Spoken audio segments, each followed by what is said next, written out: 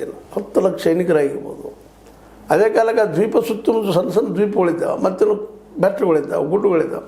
ಅಲ್ಲೆಲ್ಲ ಇವತ್ತು ಅತ್ಯಂತ ಸೊಫಿಸ್ಟಿಕೇಟೆಡ್ ಕ್ಷಿಪಣಿಗಳನ್ನು, ಬ್ಯಾಲಿಸ್ಟಿಕ್ ಮಿಸೈಲ್ಗಳನ್ನು ಇನ್ನುಳಿದವುಗಳು ಇವತ್ತೇನದು ಅತ್ಯಂತ, ಮತ್ತು ಅದರಲ್ಲೂ ಚೈನಾ ಇವತ್ತು ಅಮೆರಿಕೆಗೆ ಅತ್ಯಂತ ಟೆರಿಫಿಕ್ಕಾಗಿ ಕಾಂಪಿಟೇಷನ್ ಮಾಡುತ್ತಿರುವಂಥ ಟೆಕ್ನಿಕಲಿ ವೆಲ್ ಡೆವಲಪ್ಡ್ ಆದಂಥ ದೇಶ ಆಗಿದೆ ಇವತ್ತು.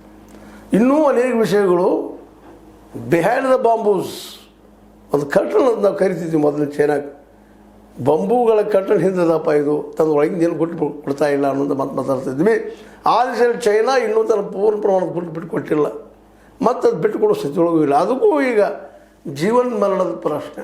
ಯಾಕಂದ್ರೆ ಈ ಕರ್ಗ್ ದ್ವೀಪದಿಂದ ಏನು ಎಣ್ಣೆ ಬರ್ತದೆ ಅದರಲ್ಲಿ 90% ಎಣ್ಣೆಯನ್ನು ಚೈನಾದ ಖರೀದಿ ಮಾಡ್ತದೆ.